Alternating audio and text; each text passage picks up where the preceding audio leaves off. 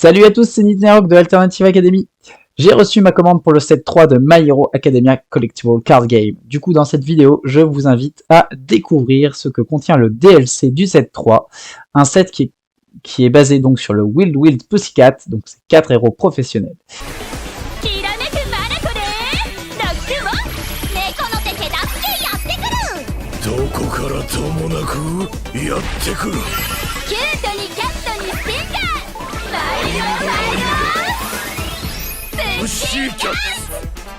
Un DLC, ça contient 2 exemplaires de chaque héros contenu dans le DLC, une attaque pour chacun d'eux en 2 exemplaires et une fondation pour chacun d'eux en 2 exemplaires aussi. Donc avec 2 DLC, vous avez un playset.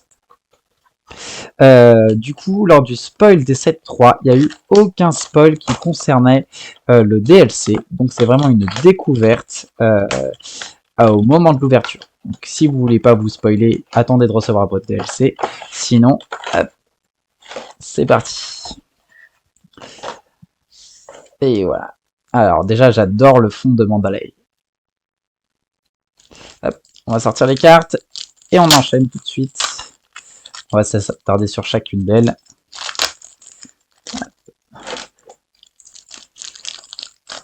Voilà. Alors, Mandalay.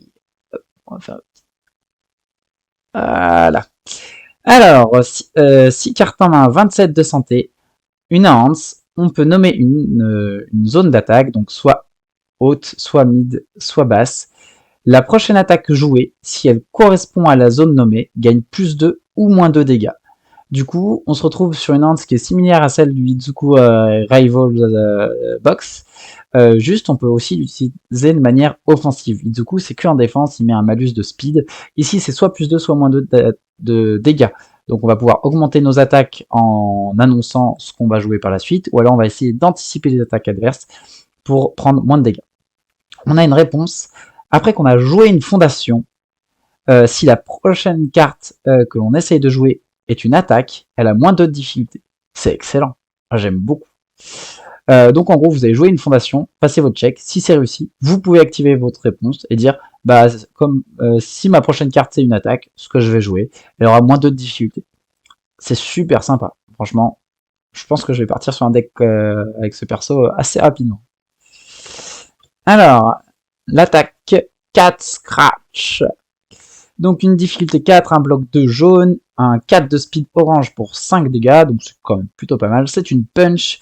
Hans, on va nommer une attaque zone. Si la prochaine attaque que l'on essaye de jouer correspond à la zone nommée, on peut build un momentum face down. Excellent, donc on peut transformer nos momentum en fondation. Ensuite, Hans, cette attaque gagne plus 1 de speed et plus 1 de dégâts pour chaque fondation dans le card pool. Il va y avoir vraiment une idée de jouer des fondations avant les attaques ou d'alterner les deux. Adorable, hop, je fais la mise au point. Hop. Adorable Télépathe, une fondation difficulté 1, bloc 3+, 5 et en Hans, on va ajouter cette carte à notre main pour que l'attaque gagne plus 1 ou moins 1 de speed. On a une réponse. Après qu'on a joué cette carte, la prochaine attaque jouée ce tour a plus 1 ou moins 1 de dégâts. Ah, il y a un petit truc sympa à faire, une rotation entre jouer des fondations, les récupérer pour les rejouer, pour jouer les attaques et enchaîner les réponses. Alors, ici nous avons Pixie Bob, donc toujours 6 cartes en main, 28 de santé. Hans, une fois par tour, pendant votre tour, vous allez, chaque joueur va ajouter une carte depuis son stage, donc une fondation, ou un asset, à son momentum.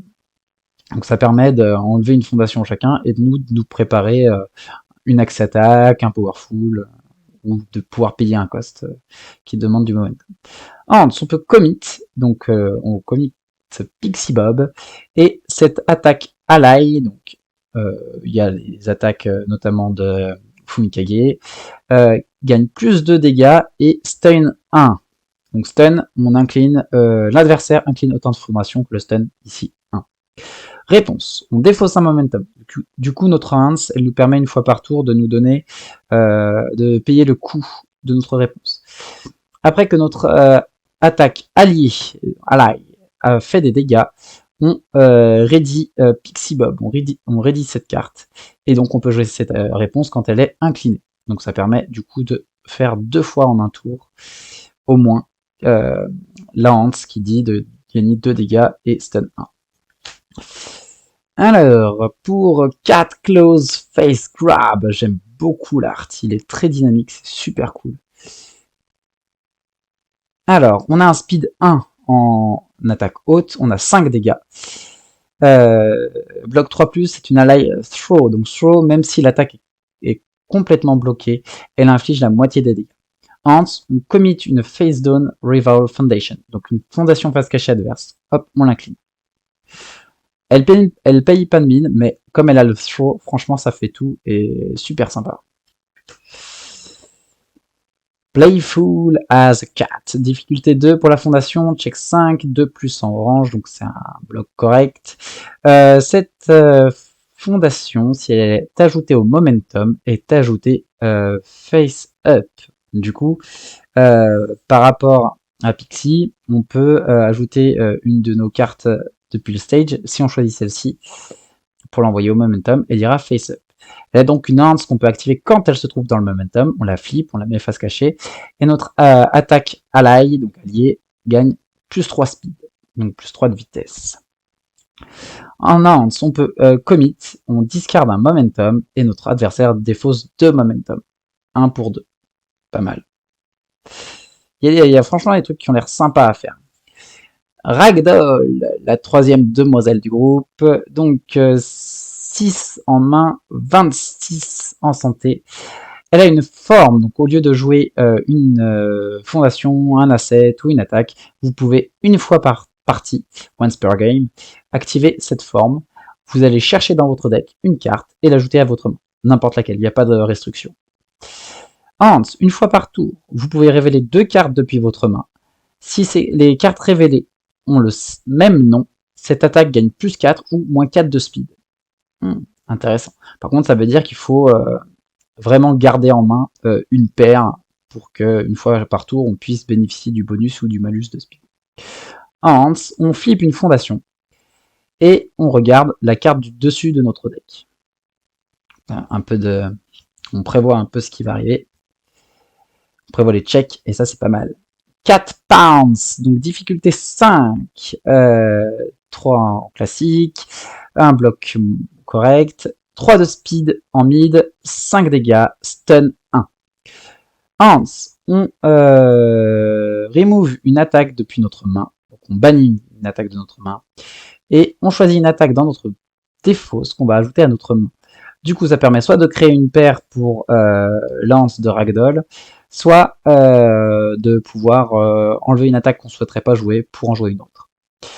Ragdoll Hans, donc ça c'est une Hans qui ne peut être activée que si vous jouez Ragdoll comme personnage principal. Vous pouvez changer la zone de cette attaque, donc passer en haute ou en basse. Happy Go Lucky, donc une difficulté, 5 au check, 3+ jaune. Réponse. Après que cette fondation a été détruite par un effet de votre adversaire, piochez une carte. Toujours sympa. Surtout que c'est une réponse qui fonctionne même si elle est phase out. En Hans, on peut commit, donc on incline Happy Go Lucky et on ajoute une copie de Happy Go Lucky depuis la défausse dans notre main. Donc on peut faire tourner les fondations pour les conserver à portée de main. Hop, et voilà Tiger. Donc Tiger, il a 5 de main et 33 de santé. Première Hans. Donc Hans, si votre attaque fait des dégâts, vous piochez une carte. En Hans, une fois par tour, vous pouvez switcher, donc échanger l'attaque et donc les dégâts et le speed de l'attaque en cours. Donc une fois par tour, on peut faire un switch. Réponse. 2 fois par hand step. Après qu'un effet a modifié le speed de l'attaque, l'attaque gagne 1 dégât. Donc si vous pouvez donner 2 fois un boost de speed, vous gagnez plus de dégâts. Alors, vite fait, pour... Ah, c'est rigolo, ils ont aucun symbole en commun. Donc voilà, vraiment, on va pas les build ensemble. Faudra aller piocher chez les autres héros. Hop. Alors, Tiger, il a un 4 punch avec une difficulté 4, un speed de 2 en mid et 6 dégâts. C'est une punch et si cette attaque est bloquée, vous piochez une carte. Du coup, ça combo bien avec la première hand qui dit que si elle fait des dégâts, vous piochez une carte. Comme ça, l'adversaire, qu'il bloque ou qu'il ne bloque pas, vous allez piocher un quand même. En hand, on peut commit une fondation et cette attaque va gagner 2 de speed. Donc ça va devenir une 4 à 6 et 2 fois par hand step, vous allez pouvoir gagner un dégât quand vous gagnez du speed. Donc ça va devenir une 4-7 juste en inclinant une fondation. C'était le 4 punch. Play body, difficulté 3, 5 de check, 2 plus orange, hands. Si votre main, votre taille de main imprimée est de 5 ou moins, vous pouvez donner plus 1 de speed à votre attaque. Et du coup, faire le deuxième bonus de dégâts avec la réponse de Tiger. Hands, pendant your attack, votre attaque, commit flip. Donc on incline et on flip player body. If your rival has more foundations than you, donc si l'adversaire a plus de fondations que nous, il ajoute une fondation de son card pool à son card pool face down. Donc en gros, on lui enlève une fondation et on augmente sa difficulté progressive pour bloquer les attaques. Voilà. Et après donc une nouvelle série pour que chaque carte soit en 2 exemplaires.